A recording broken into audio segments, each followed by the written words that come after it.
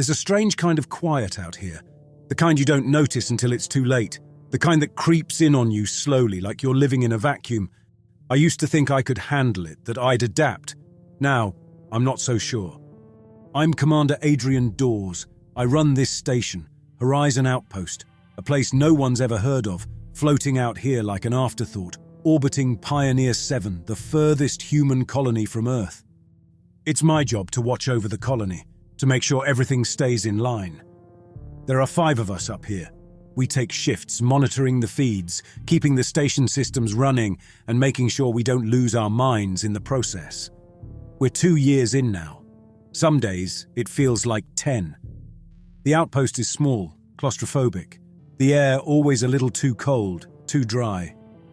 Every corner of this place reminds you it's built for function, not comfort. A couple of narrow hallways lead to the main control room, where we spend most of our time staring at screens. Most of the walls are bare, save for some worn-out posters reminding us to check oxygen levels and system diagnostics regularly, as if we'd forget. The only window is in the control room, and through it, Pioneer 7 looks peaceful, hanging in the blackness like a blue-green marble. The colony is supposed to be the future of human expansion. The reality? It's a bunch of domed cities filled with scientists, workers, and families. People trying to live normal lives a billion miles from home. And us? We're the babysitters. We watch, we record, we report. That's it. It's not glamorous, but it's important. At least, that's what they told us before we signed up. Right now, I'm in the middle of my shift. The screens show the usual. Colonists walking through the streets of Omega 3, the largest dome on the moon. There's a woman pushing a stroller, a couple of workers unloading crates, a group of kids kicking a ball in the square. Normal stuff. Anything new on the feeds? Grayson, our communications officer, calls out from behind me. He's leaning back in his chair, feet up on one of the terminals like he owns the place. Typical Grayson. No, I say, not bothering to look back at him. Same as always. He sighs, loud enough to be heard over the noise of the equipment.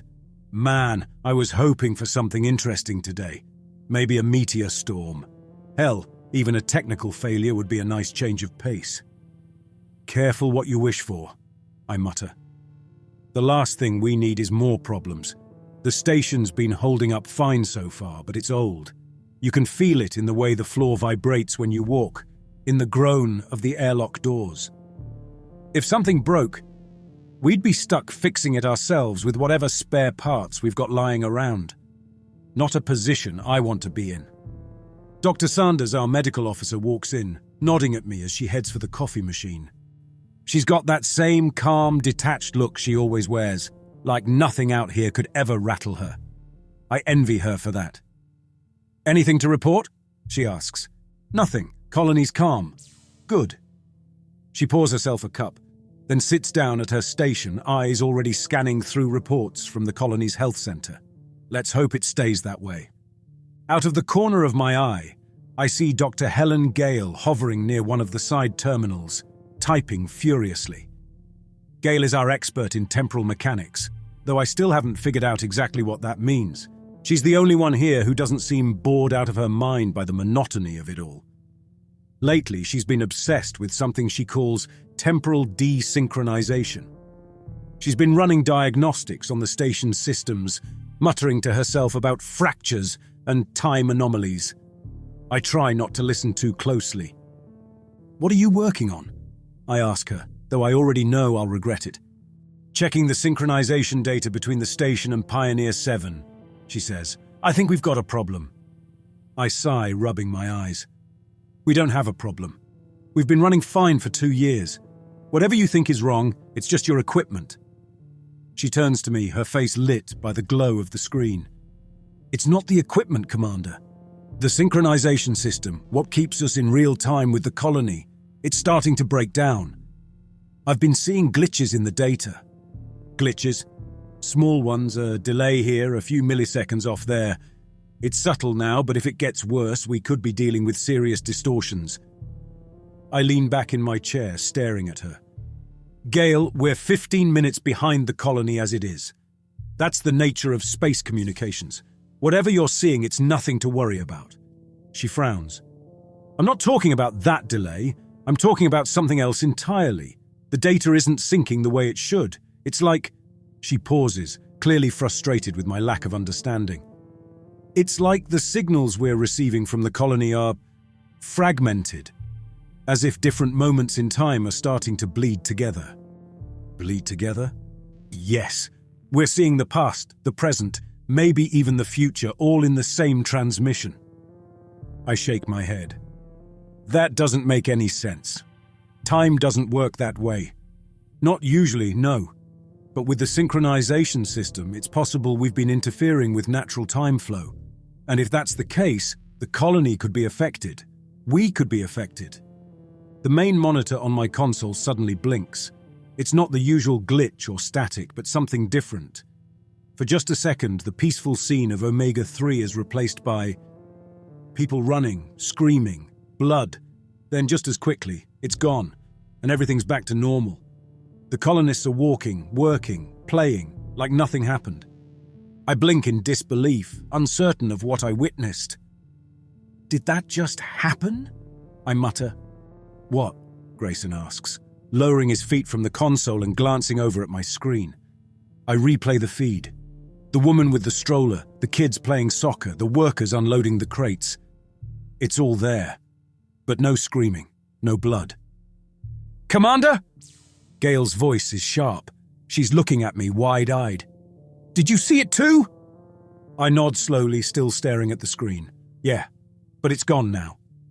Grayson leans over, squinting at the feed. You sure? Looks fine to me. I hit replay again, rewinding the transmission back a few seconds. There's nothing. Just the colonists going about their day. No sign of the chaos I'd seen. Sanders walks over, taking a quick look at the feed. Could be a glitch, she says. The station's old. We've seen weird transmission issues before. Not like this, I say, shaking my head. This was different. Gail steps closer. This is what I've been talking about. Desynchronization. We might be seeing fragments of a different timeline, a possible future. You don't know that. For all we know, it's just a malfunction in the video feed. Gail stares at me, her face set in a grim expression. And what if it's not? For a long moment, the only sound in the room is the steady noise of the station's systems. My hands feel cold, and I clench my fists to keep them from shaking. I look at the screen one more time. The colony is calm, the colonists are safe. But something's wrong, I can feel it. Keep an eye on the feeds, I say, trying to sound like I'm still in control. We'll keep watching. If it happens again, we'll investigate further. Gail doesn't look satisfied, but she nods. Understood. I don't say it out loud, but I know what she's thinking. Whatever that was, it wasn't a glitch. And I'm starting to think she's right. I replayed the feed again. The woman with the stroller, the kids playing in the square, the workers hauling crates. No blood, no chaos. Just normal life down there on the colony, like nothing had happened, but I saw it. Gail saw it too. Commander! Gail's voice was a little higher than usual, a crack in her usual calm. It was real. We both saw it. I glanced at her, then back at the screen. Grayson was still leaning over my shoulder, squinting like if he stared hard enough, he'd catch something we missed. He probably thought we were both imagining things. He liked to mess around, but this kind of thing would unsettle anyone. Check the logs, I said, not moving my eyes from the screen. I want to know if it's just us seeing things or if something's actually wrong with the transmission. Grayson made an exaggerated grunt and pushed himself away from my console, dragging his feet across the floor as he moved over to his own station. You know, this kind of thing doesn't exactly inspire confidence in our tech, he muttered as he tapped on his screen. We're supposed to be the eyes and ears up here, not a bunch of delusional space cases. I looked over at Gail again. She was standing, arms crossed, chewing the inside of her lip. Not exactly a vote of confidence either. I know what I saw, she said. I took a breath. We'll figure it out. First, we need to confirm if there's actually something wrong with the system. Gail was silent for a second, then her eyes darted back to the console. The system isn't broken, Commander. This is what I've been trying to warn you about. I let out a slow breath through my nose. I wasn't in the mood for another one of Gail's lectures on temporal mechanics. This isn't the time for theories, Gail. Let's deal with the facts first. The facts are that the feed is desynchronized. That glitch you just saw, that was a fracture. She glanced toward Grayson, but he wasn't paying attention, still focused on his screen. It's not a glitch. It's a glimpse of another moment, possibly one that hasn't even happened yet. You're saying we saw the future? I'm saying we could be seeing a possible outcome, a fragment of what's to come. I rubbed the back of my neck, feeling a headache creeping in. Or we saw a tech malfunction. Grayson chimed in from his station. Logs look clean on my end. Nothing off in the signal strength, no time lag spikes, feed steady. He swiveled his chair around to face us. So, unless our equipment is suddenly haunted, I'm with Gail on this. Could be we're seeing things from a bit further down the timeline. You know, like that weird stuff they talked about back in training. Theoretical physics, time loops, all that jazz. Gail's expression hardened. This isn't a joke, Grayson. I'm not joking, he shot back. I just don't see why we're trusting a system that's this experimental. I mean, no offense, but I didn't sign up to test quantum physics. I signed up to watch a bunch of colonists plant potatoes on a moon. Gail ignored him, turning back to me. We need to run diagnostics on the entire synchronization system, now, before it gets worse. Her intensity was starting to get under my skin. She was good at her job, no doubt about that. But sometimes, she pushed too hard. I glanced at the screen again. Peaceful colony life. Like nothing had happened. I leaned back in my chair, thinking through the options. Gail might have been paranoid, but she wasn't an idiot. And Grayson? He was all jokes until things got serious, but even he seemed unsettled by what we'd seen. All right, I said, standing up. Grayson, keep monitoring the feeds. Look for anything out of the ordinary, no matter how small. Gail, run your diagnostics on the synchronization system, but I don't want any wild theories until we have solid data. She nodded, already turning back to her terminal. Understood. I headed for the small office off the main control room, rubbing my eyes as I walked. I needed a minute to think, to clear my head. The door slid shut behind me, leaving me alone in the cramped space. No windows in here, just a desk, a chair, and a locker for personal gear. I sat down heavily, leaning forward and resting my elbows on the desk. What the hell had we just seen? If Gail was right, and I wasn't convinced she was, then we might be looking at something far more dangerous than a tech malfunction. But if she was wrong, then we were wasting time on a wild goose chase while something else could be going wrong with the colony.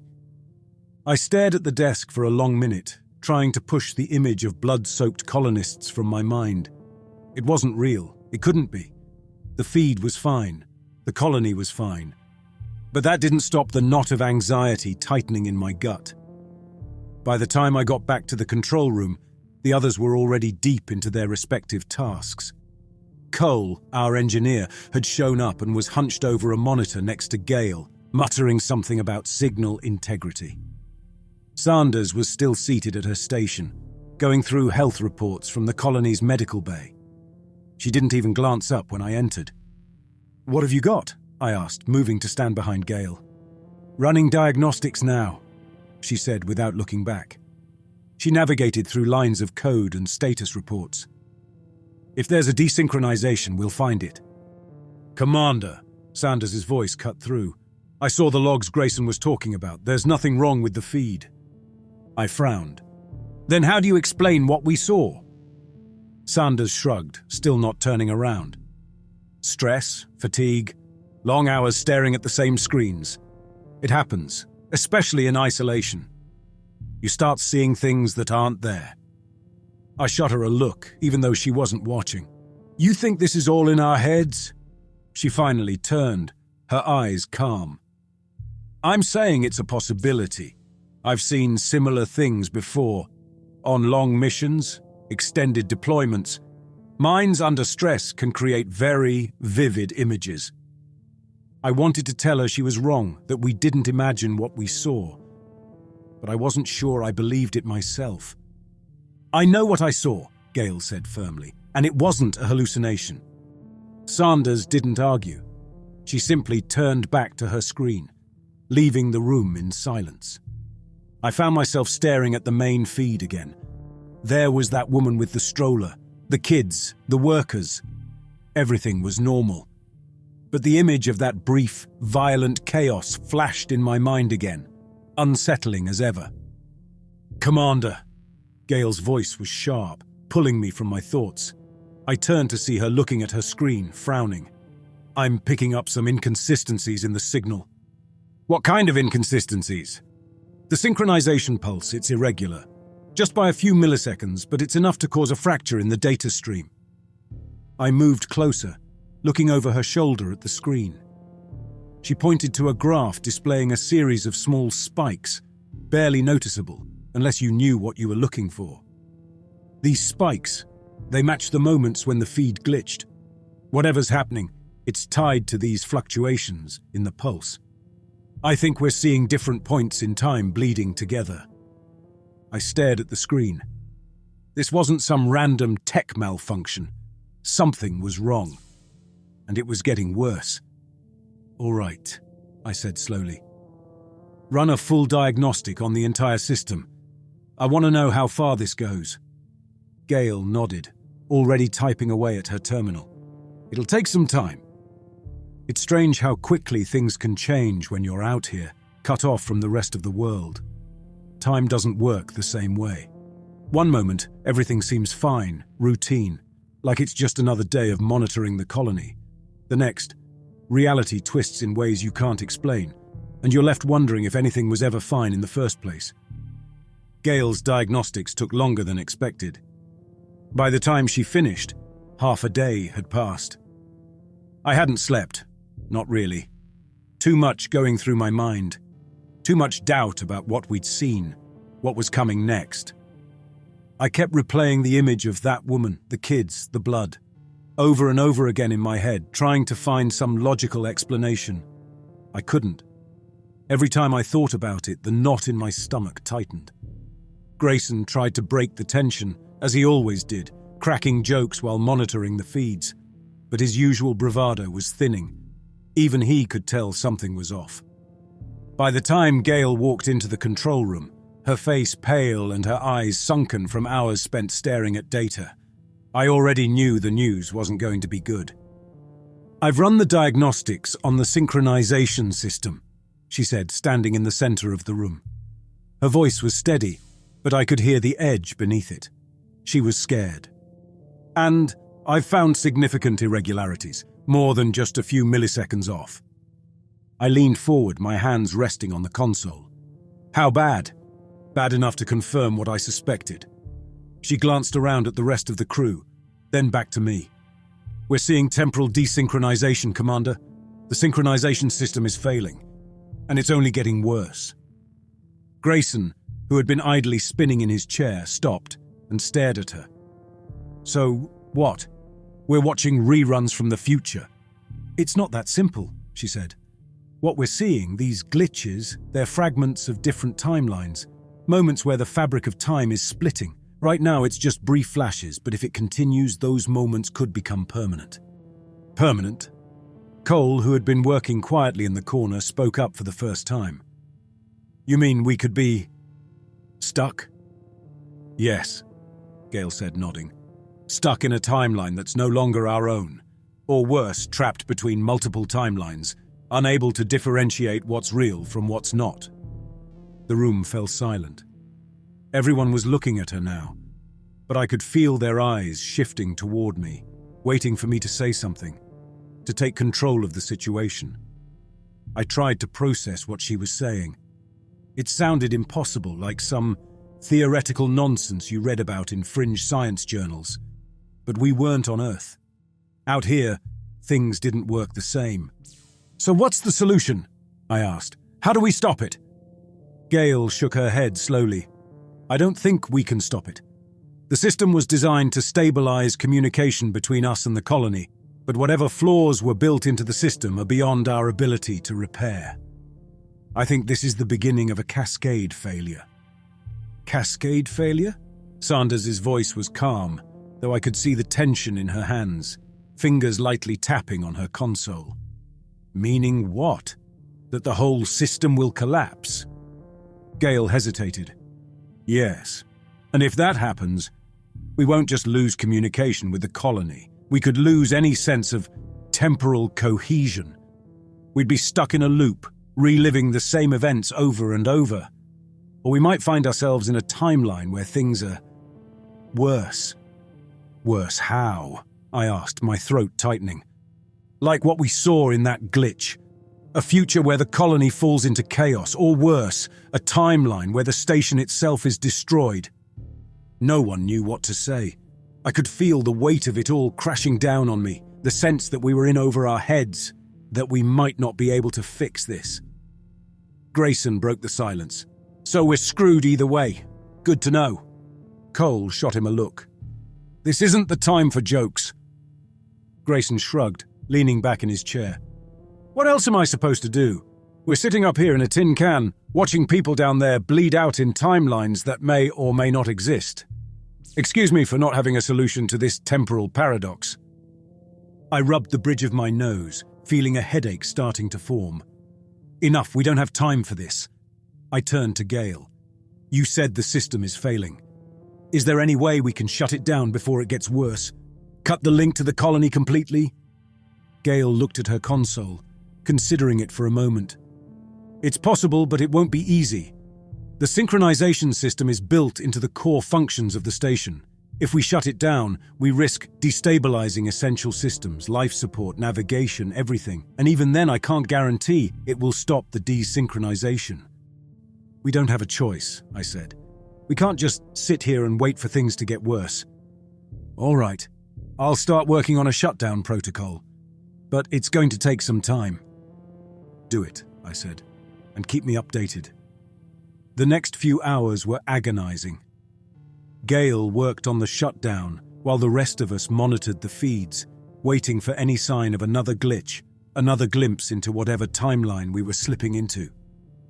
I kept my eyes on the main feed, watching the colony as the camera panned across the streets of Omega-3.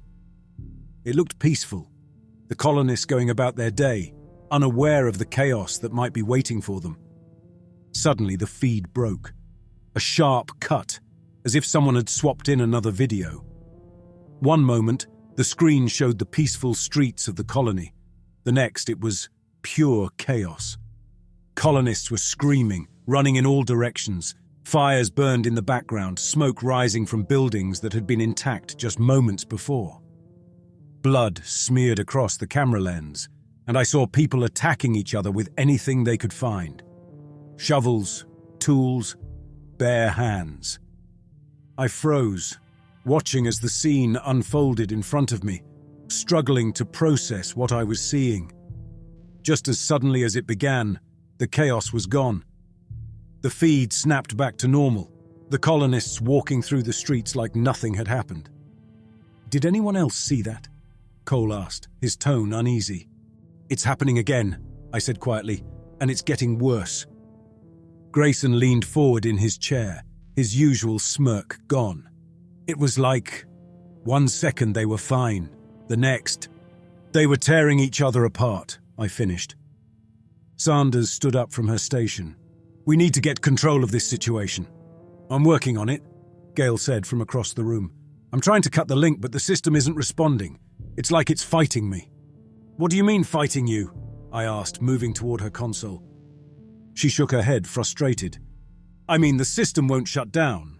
I've initiated the protocol twice, but it keeps resetting. It's like the station is trying to maintain the connection to the colony. I stared at her screen, watching as the shutdown sequence restarted for the 3rd time. We can't lose control of this station. If we do... I know, she said, her voice strained. I'm doing everything I can. The feed was interrupted again, and this time it was longer. More chaos, more blood. It felt like we were watching 2 different realities, bleeding into each other, one peaceful, one violent. But which one was real? I didn't know. and that terrified me. "Commander," Gail said, her voice suddenly calm but cold. "I need you to prepare for the possibility that we won't be able to stop this." I turned to look at her. "What are you saying?"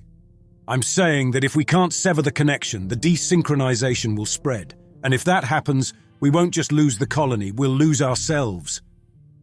No one spoke for a long time. Even Grayson was quiet, the usual sarcasm gone from his face. Gail was still fighting the synchronization system while muttering to herself in frustration. I could hear her breaths growing sharper, faster, like the weight of the situation was finally catching up to her. I stood behind her, watching the shutdown protocol fail for the 5th time. The screen blinked back to the default system display, mocking her efforts with a calm message. Synchronization active. It didn't care that the colony was unraveling before our eyes. "We're running out of time," I said, my voice tighter than I wanted it to be. "I know," Gail snapped, slamming her hands down on the console, "but it's not responding. The system isn't designed to be shut down from here, not completely. We're not supposed to be able to break the connection. It's like it's locked into place." Grayson, who had been pacing in the back of the room, stopped and turned toward us. "Locked by what? The system itself, or something else?" Gail didn't answer. I could see the look on her face, the uncertainty. The synchronization system had always been a black box. Experimental technology with layers we didn't fully understand. Hell, maybe Earth Command didn't fully understand it either. It was supposed to stabilize communication, not warp reality. And now we were paying the price for something no one had fully thought through. Cole spoke up from his corner. "We're losing control of this station. If we can't shut it down from here, what's stopping this desynchronization from spreading?" "It already is," Gail said. "That's what the feed is showing us. Different versions of the colony, different outcomes, all overlapping. And if we can't cut the connection..." She trailed off, her hands hovering over the console like she didn't know what to do next. Sanders finally spoke, gripping the edge of her console tightly. "What happens to us if we lose sync completely?" Gail turned, meeting Sanders' gaze. "I don't know." "You must have some idea," Sanders pressed, her calm veneer cracking slightly. "You're the expert in temporal mechanics. What happens if we go too far?" "We'll start slipping," she said quietly. "At first, it'll be small things. Time skips, memory lapses. But eventually we could end up caught between timelines, reliving different versions of events over and over." Grayson let out a sharp, bitter laugh. "So we get to die multiple times? Great." Sanders shot him a look, but didn't argue. She was too busy processing the gravity of what Gail was saying. We all knew this wasn't about losing communication or failing a mission anymore. It was about survival. And right now, survival felt more and more like a distant possibility. The station started showing signs of slipping not long after that. I'd be in one part of the room, then suddenly find myself on the other side without remembering how I got there. Minutes stretched, others seemed to disappear entirely. I'd look at a clock, see that an hour had passed, but have no memory of what had happened during that time. Then came the headaches. Sharp, pulsing pain behind my eyes like someone had driven a spike into my skull. I wasn't the only one. Grayson and Cole both started complaining about them too, their voices growing more tense, more agitated as the hours dragged on. "Commander, you're going to want to see this," Grayson said, his voice thin, almost ragged. He was standing by the main console, staring at the feed. I walked over, my legs feeling heavier than they should. When I looked at the screen, my heart sank. It was us. The feed showed the control room, but not as it was now. It showed me, standing exactly where I was standing, looking at the screen. But the version of me on the feed was covered in blood, my face pale, eyes wide with fear.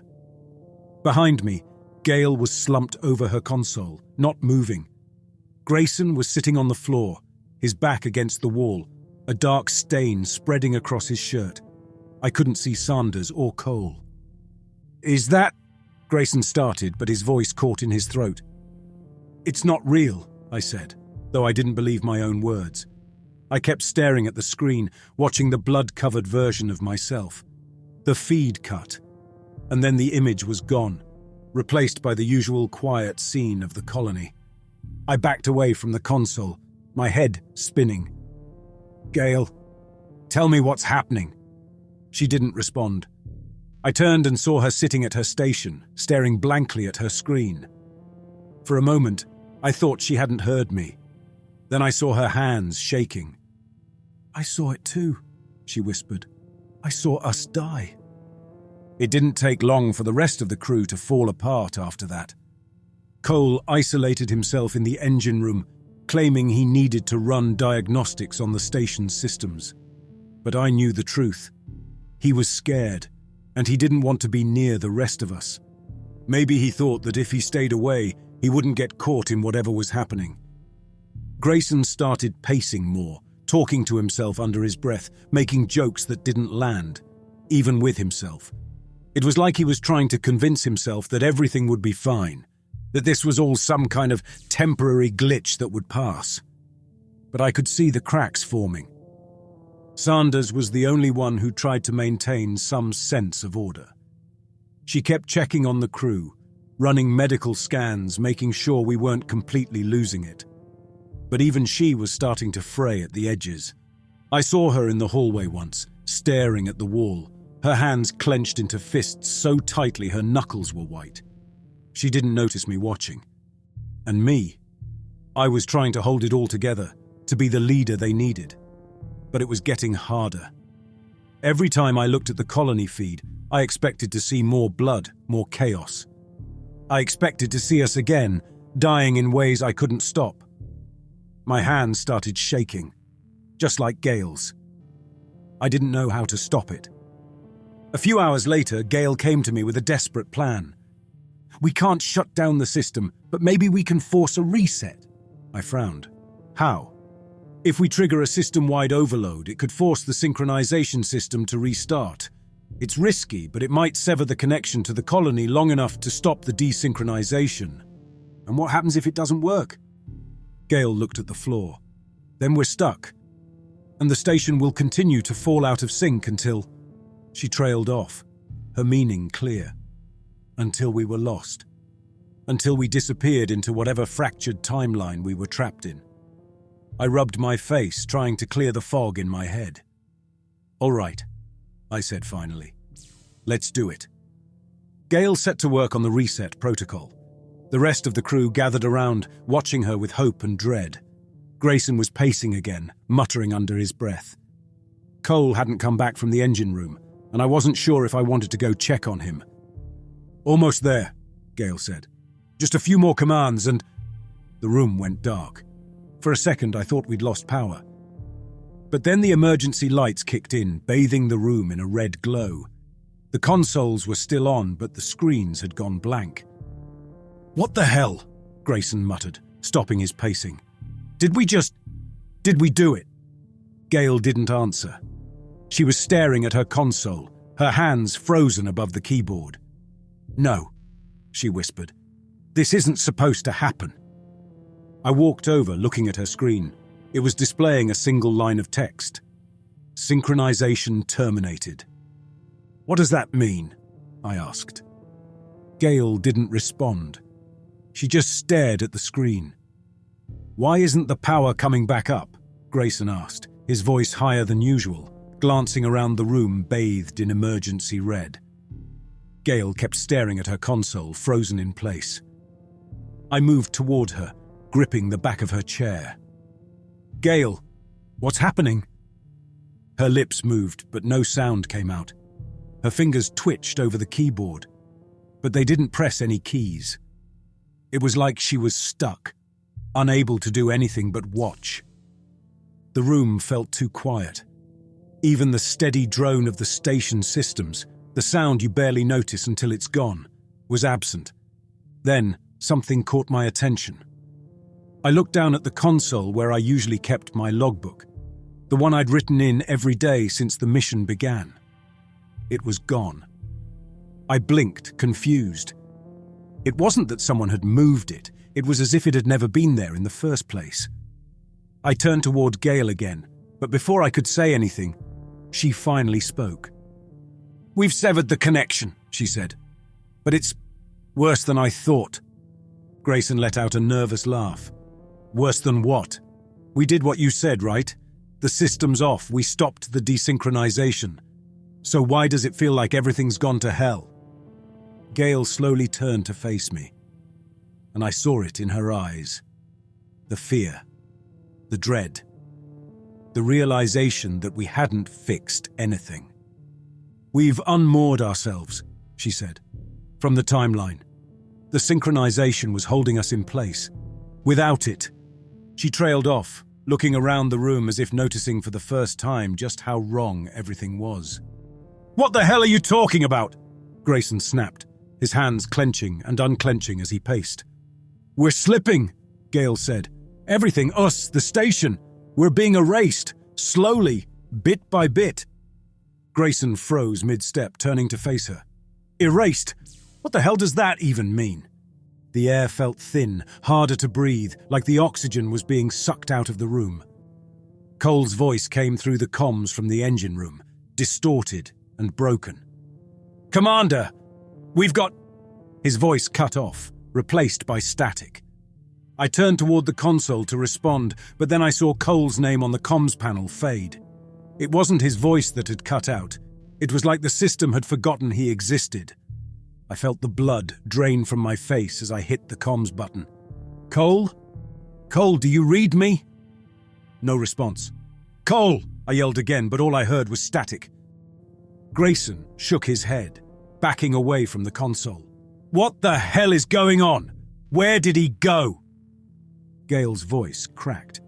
"He didn't go anywhere. He's gone." It happened slowly after that. Things started disappearing. Small things at first, like my logbook or a few random tools left on the consoles. Then, data files on the colony began to vanish, entire weeks of records wiped clean. I checked the station's logs and found gaps where crew activity reports used to be.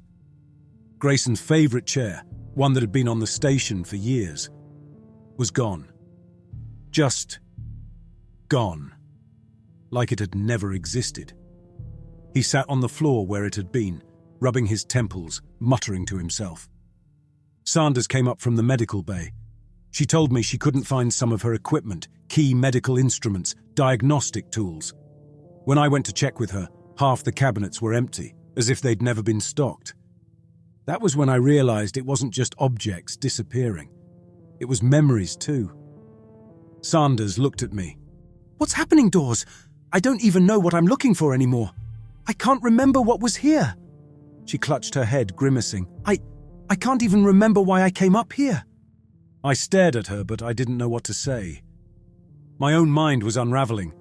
I couldn't remember everything about the station anymore. Whole conversations felt like they'd happened years ago, even though I knew they'd just happened hours earlier. And then Sanders was gone. I didn't even see it happen. One moment she was standing there, her hands gripping the side of the console, her eyes filled with panic. The next moment, there was just space. The air where she had been felt colder, like it was already forgetting her too. I tried to speak, to call out to Grayson, but when I turned around, he was standing there, staring at the console like he'd never seen it before. His face was blank, his eyes unfocused. "Grayson?" I said, stepping closer. He didn't respond. I watched his form start to shimmer like a shadow under weak light until it wasn't there at all. I stood there, struggling to grasp what was happening, trying to remember. But the harder I thought about Grayson, his jokes, his pacing, the stupid grin he always wore, the blurrier he became, until I couldn't remember him at all. Now it's just me. I'm alone in the control room. The feeds show nothing but static now. I tried checking the colony feed a while ago, but the screen just blinked back at me, empty and lifeless. I don't know if the colony is still there, or if it was ever there. I can't remember. My own hands are starting to fade now. I watch as the edges of my fingers grow faint, translucent. It doesn't hurt. There's no pain, just a slow, creeping numbness, like I'm slipping into a dream I won't wake up from. My memory of who I am has nearly faded away. I know my name, Adrian Dawes. I know I'm a commander. But the details are slipping away, piece by piece. I can't remember where I'm from, or what I was doing before this mission. I can't remember the faces of my crew or why they were here with me.